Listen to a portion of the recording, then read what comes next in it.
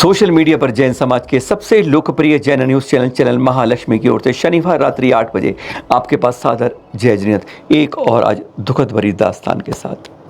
कल भी आपको इस समय ऐसी खबर बताई थी कि एक सड़क दुर्घटना में एक जैन संत का देवलोक गमन हो जाता है और आज कुछ अलग घटना नहीं है। आज भी सड़क पर घटना हुई है, सड़क पर दुर्घटना हुई है। एक संत का दुर्घटना स्थल पर ही देवलोक गमन हो जाता है और दूसरा इस समय जिंदगी और मौत के बीच में अस्पताल में अपनी मौत से जैसे जूझ रहे हैं। हादसा कल का है। संभवतः मध्य प्रदेश से एक गाड़ी में दो शुल्लक महाराज आ रहे थे। दर्शन किए चांदखेड़ी मंदिर में। चांदखेड़ी में दर्शन करने के बाद वह संभवतः झांसी की ओर आगे जा रहे थे।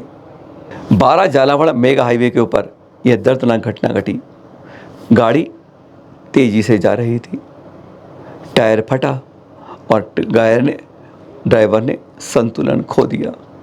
गाड़ी ने अल्टा पलटी 4 बार पलट गई गाड़ी। इतना कंट्रोल खराब हो गया और होते होते ऐसा हुआ कि हमारे शुल्लक अरिहंत सागर जी की वहीं देवलोक गमन दुर्घटना स्थल पर हो गया। दूसरे शुल्लक महाराज को 12 के अस्पताल में रेफर किया है, जहां वे जिंदगी और मौत के बीच में झूल रहे हैं। यह घटना क्या संकेत दे रही है? अविवेकपूर्ण ड्राइविंग हमेशा खतरों को आमंत्रण देती है। दूसरी बात, क्या उस समय इतनी तेज चलाना और ड्राइवर का कंट्रोल ना होना किस बात की बात कहता है? यह दुर्घटना स्वयं की थी। टायर का फटना और उसके बाद ड्राइवर का संतुलन खोना, ऐसे हमारे जैन संतों पर जान के ऊपर भारी पड़ गया। हमेशा संतुलित रूप से ड्राइविंग करें, होश में करें, ध्यान से करें। यह एक संकेत यह देती है हमारे साधुओं के प्रति हमें अपनी विनम्रता और अपनी चौकसी को बहुत ध्यान रखना होगा, चौकस रहना होगा। तभी हम ये बात को कुछ कर पाएंगे, उस बात को सुधार पाएंगे। हर सबक से एक सबक लीजिए, हर घटना हमें एक सबक सिखाती है और वही ध्यान कीजिए। चैनल महालक्ष्मी शानदेह महालक्ष्मी हार्दिक विनयाञ्जलि अर्पित करता है। पश्चिम बंगाल के पुरुलिया क्षेत्र और वहीं का यह है अंजाइनाबाद, सैकड़ों वर्ष प्राचीन दिगंबर जैन मंदिर। देख रहे हैं आप, ये प्रतिमाएं लगी हुई। ध्यान से पहली और आखिरी प्रतिमा को देख लीजिएगा। 25 मई देर रात की बात है। चोर आए और यहाँ से आदिनाथ भगवान की प्रतिमा को ले गए, साथ में तिजोरी लूट ले गए। यही नहीं, उन्होंने संभवतः चंदा प्रभु की प्रतिमा को भी ले जाने की कोशिश करी, तोड़ी, खंडित हो गई। आज वह देखकर सारा समाज सदमे में है। अब यह स्थिति उन चित्रों की देख लीजिए। प्रतिमाएं देख रहे हैं आप, एक प्रतिमा गायब हो गई है, दूसरी खंडित हो गई है। किसी तस्करों की साजिश है ये, किसी अन्य की साजिश है ये।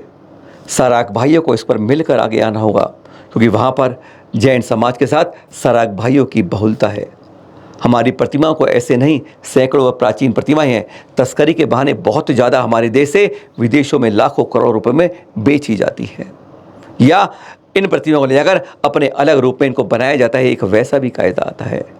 पाषाण की यह प्रतिमाएं, कुछ की जो प्रतिमाएं हैं, कुछ ना कुछ इस तरह संकेत दे रही हैं कि प्राचीन प्रतिमाएं बाहर के विदेशी बाजारों में करोड़ रूप में यूं ही तस्करी की जाती हैं और बेच दी जाती हैं अनअधिकृत अनलीगलाइज रूप से।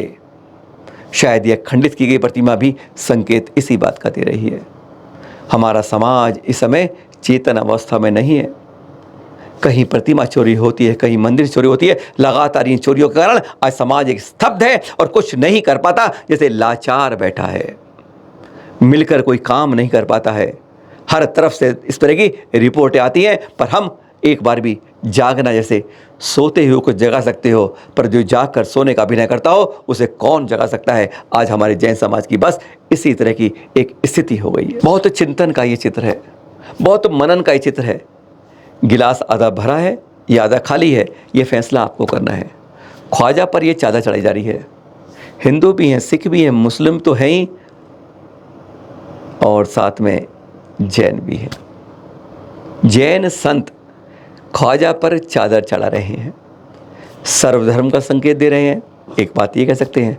दूसरा, क्या हमारे जैन संतों को इस बात की आवश्यकता पड़ गई कि ख्वाजा पे जाके चादर चढ़ाएं? दोनों में बहुत अंतर पड़ता है। चिंतन समाज पर छोड़ते हैं, यह कितना उचित है या कितना अनुचित है। गिलास आधा खाली भी होता है, आधा भरा भी होता है। नज़र कहाँ होनी चाहिए, यह बात भी है। पर क्या ख्वाजा पर चादर चढ़ाना जैन संत के जैसे महिमा कर रहे हैं, क्या यह उचित लगता है? समाज को इस बारे में ज़रूर एक चिंतन करना चाहिए। और जाते जाते यह दृश्य देखिएगा, मुनीश्री सुपर्ण सागर और प्रणब सागर जी जा रहे थे। जो नारदेव है ना, पंचकला हो रहा है, उस तरफ विहार हो रहा है धोनी राज का।